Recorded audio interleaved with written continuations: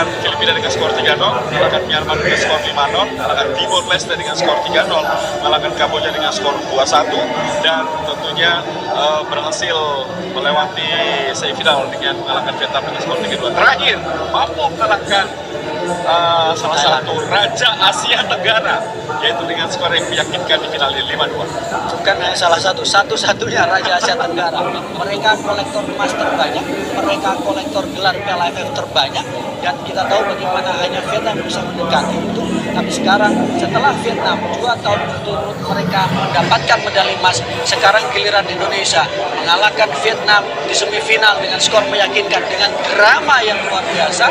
Dan akhirnya kita juga melihat lagi bagaimana mentalitas dari para pemain yang juga tampil sangat luar biasa, memberikan medali emas untuk Indonesia, untuk Merah Putih. Ya, kita berikan aplaus tentunya untuk Vietnam meraih medali perunggu setelah mereka berhasil meraih medali emas di tahun 2019, 2021, dan mereka gagal untuk 3 kali secara beruntun meraih medali emas setelah mereka harus disingkirkan oleh Garuda Nusantara dengan skor 2-3 di semifinal, dan mereka berhasil mengalahkan lawannya di perebutan peringkat ketiga Myanmar dengan skor 3-1. Ya, ini kita lihat Vietnam, Thailand tidak terlalu bagus musim ini atau tahun ini. Hal yang juga dilihat oleh para pemain.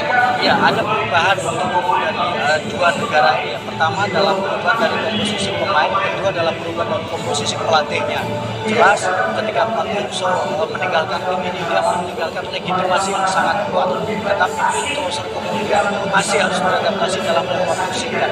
Sama ketika kita bicara Thailand, ketika Alexander Pong dengan begitu perkasa memimpin tim ini menjadi juara di Piala AFF tahun lalu, tapi kemudian sekarang diberikan kepada pelatih yang pelatih masih muda yang belum pernah merasakan gelar juara. Ketika dia menjadi pelatih, dia lebih banyak menjadi asisten pelatih, lebih banyak menjadi karataker, sehingga sekarang kita tahu bagaimana kualitas ketika pertandingan penting menunjukkan peran pelatih juga tidak bisa diabaikan. Ya, kembali tentunya Philippe Troussier mengambil alih ke pimpinan dari pelatih sebelumnya Park Hang-seo. Memang terjadi sedikit perubahan cara bermain, ya ini tentunya sebuah transisi yang memang harus diterima oleh para pemain Vietnam dan juga supporter sepak bola Vietnam, karena memang harapan mereka melihat timnya seperti ketika ditangani Park Hang-seo berbeda ketika ditangani oleh Philippe Troussier. Ya, itu adaptasi, masuk adaptasi dengan gaya mainnya, adaptasi dengan pemilihan gaya bermainnya juga akan berpengaruh. Dan Troussier kita tahu pernah dikalahkan oleh Indonesia juga, dan lagi-lagi akhirnya dia disingkirkan oleh Indonesia.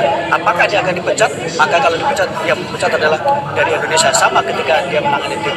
Ya, berarti memang baru 4 negara dan Indonesia masuk dengan Thailand, Malaysia, dan Vietnam dari daftar juara di SEA Games kelompok usia. Setelah di tahun 2001 Thailand sudah juara 7 kali, Malaysia 2 kali, Vietnam 2 kali, dan Indonesia kali ini 2023 Februari. Jadi 4 negara yang baru menjadi juara SEA Games ketika menggunakan kelompok usia. Ya, dan artinya kita masuk daftar itu ya. Setelah beberapa kali kita harus puas menjadi runner up, dan karena itu saya tadi mengatakan bahwa memang ini kelompok usia, tetapi bahwa emas adalah emas, dan Indonesia mencatatkan namanya dalam sejarah emas di ajang SEA Games. Ya, pemirsa, kita lihat bagaimana runner up kali ini medali perak diraih oleh Thailand dan diawali oleh Irfan Doloh, mantan tim dari Buriram United yang juga tampil di Vietnam 2 tahun lalu. Kemudian kita lihat bagaimana pengalungan untuk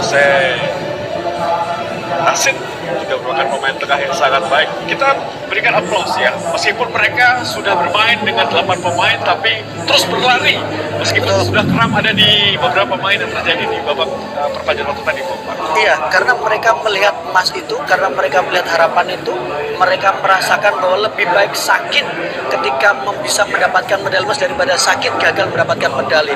Ini pemain-pemain yang merasakan ketika mereka kemudian dipermalukan Thailand di final Piala AFF. Kemudian mereka merasakan sakitnya ketika disingkirkan Thailand juga ketika di ajang SEA Games. Jadi mereka ingin bermain dan menunjukkan semangat yang luar biasa. Tetapi semangat saja tentu harus dibarengi dengan kemampuan mereka, pengalaman mereka, kematangan mereka, dan tentu ada orang-orang yang berada di pinggir lapangan yang juga berkontribusi secara besar kepada tim ini. Ya, final ke-8 tentunya bagi Indonesia, dan kita lihat bagaimana tongkat estafet yang diberikan di Thailand, pelatih Ihsan Astritaro gagal menjadi pelatih ke-6 lokal yang berhasil memberikan medali emas SEA Games. Wah, apakah tadi menjadi sebuah drama Bung Maruf 2 kali 45. Kita melihat bahwa sebetulnya pemain Indonesia bisa menyelesaikan pertandingan di 2 kali 40.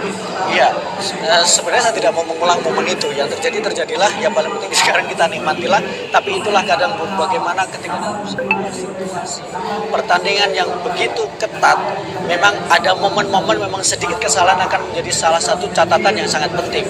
Tetapi kalau kita bisa mendapatkan gelar juara, maka kesalahan itu akan menjadi tertutupi. Sehingga ya sudah, itu adalah bagian dari pengalaman untuk para pemain kita supaya nanti di Piala AFF mereka tidak melakukan hal yang sama. Ya, inilah peraih medali emas di cabang olahraga sepak bola putra SEA Games Kamboja 2023, dan tentunya 32 tahun lalu, tepatnya di tahun 1991, Indonesia berhasil mendapatkan medali emas. Dan mungkin banyak pemirsa RCTI, pecinta sepak bola, pecinta timnas Indonesia yang saat itu belum lahir, dan kita bersyukur alhamdulillah kali ini merasakan sebuah momen yang akhirnya berputar kembali untuk hidup kita di 30 tahun kemudian di tahun 2023. Kita merasakan momen ini, Bung Maruf. Ya, momen yang sangat mahal, momen yang sangat langka. Karena itu ini adalah kesempatan terbaik untuk melihat salah satu sejarah yang baik untuk sepak bola Indonesia.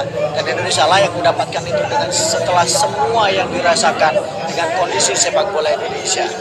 Ya, semoga ini menjadi satu hal baru, awal mula kebangkitan sepak bola Indonesia, karena kita masih mulai banyak agenda, Bung Maruf, ya, ke depannya. Ada Piala Asia, kemudian kita juga berharap Piala AFF yang sudah lama kita inginkan tapi tak kunjung datang ke tanah air, semoga bisa kita capai atau kita dapatkan di kemudian hari nanti dengan sebuah semangat baru. Seperti yang katakan, step by step, satu hal barrier pertama sudah berhasil dipenuhi, berikutnya step kedua. Betul, dan itu yang paling penting. Jadi barrier itu akan menjadi salah satu, seperti orang bilang bahwa kadang ketika bicara di level yang lebih tinggi, mentalitas juara itu sangat penting. Dan ketika kita tidak pernah mendapatkan mentalitas itu, maka akan sangat sulit untuk bisa mendapatkan momen juara itu. Nah, sekarang ketika kita sudah mendapatkan mentalitas juara, kita sudah merasakan momentum juara, tentu akan ada peluang yang lebih besar lagi, dan harapan kita akan bisa selalu merasakan gelar juara. Tapi kalau juga memilih dari kacamata Anda, pemain mana yang pantas dijadikan pemain yang paling stabil, paling konsisten sejak awal SEA Games hingga partai final? Pemain yang sekarang jalan di urutan pertama adalah pemain yang paling stabil, pemain yang Rizky itu, pemain yang memang layak untuk menjadi leader, pemain yang syarat pengalaman bersama dengan timnas Indonesia, bersama dengan Persebaya Surabaya, dan layak dia mendapatkan kalungan medali emas pertama, dan dia sekarang menjadi leader, menjadi bagian dari sejarah untuk sepak bola Indonesia.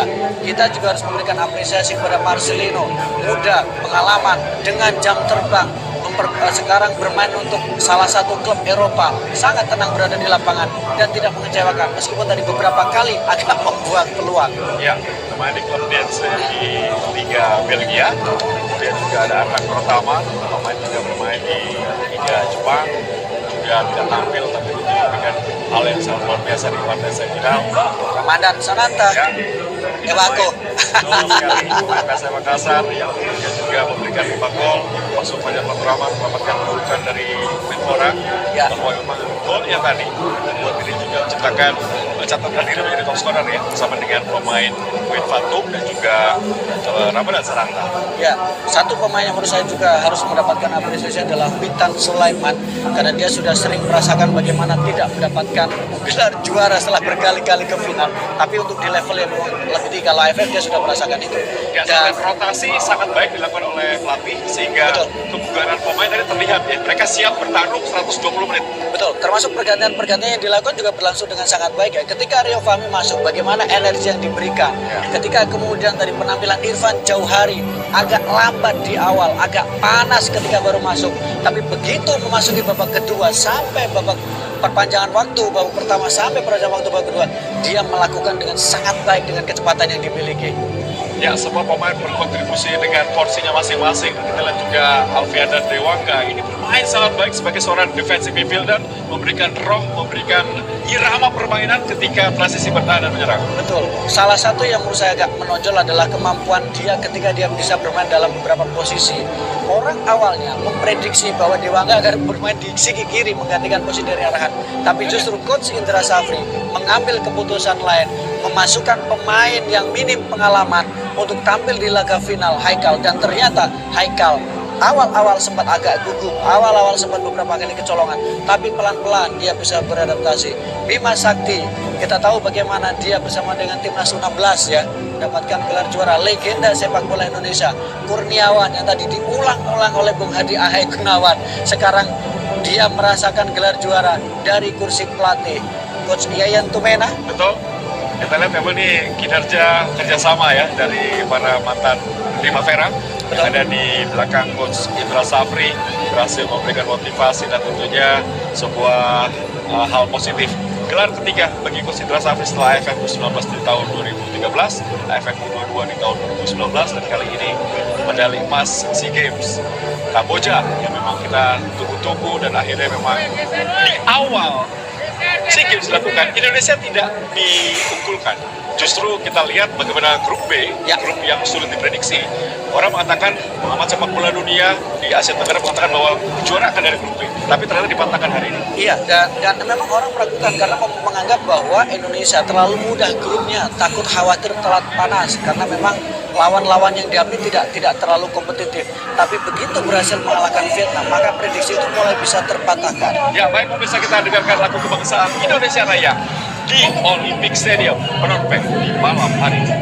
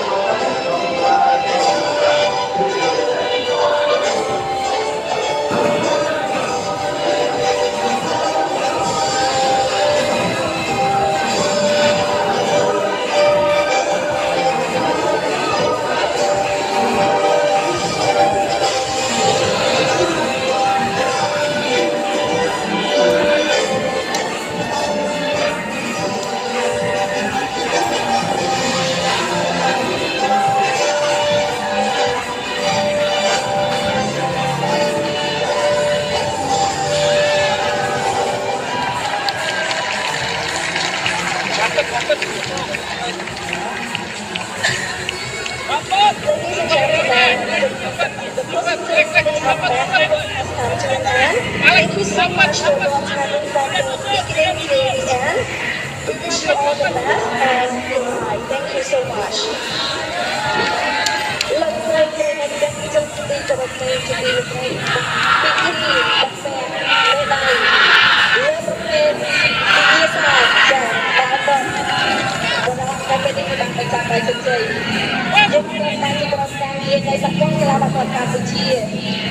Ya pemirsa, baru saja kita dengarkan lagu kebangsaan Indonesia Raya berkumandang di Olympic Stadium. Sebuah momen yang ditunggu-tunggu oleh seluruh pecinta sepak bola Indonesia. Sekali lagi terima kasih untuk tim U22 Indonesia yang berhasil memberikan medali emas untuk Indonesia di cabang olahraga sepak bola putra. Komentar ada Bung Parus. Iya, malam yang sangat indah, malam yang sangat luar biasa, malam yang akan selalu dikenang, malam yang selalu kita ingat bahwa ini adalah sebuah persembahan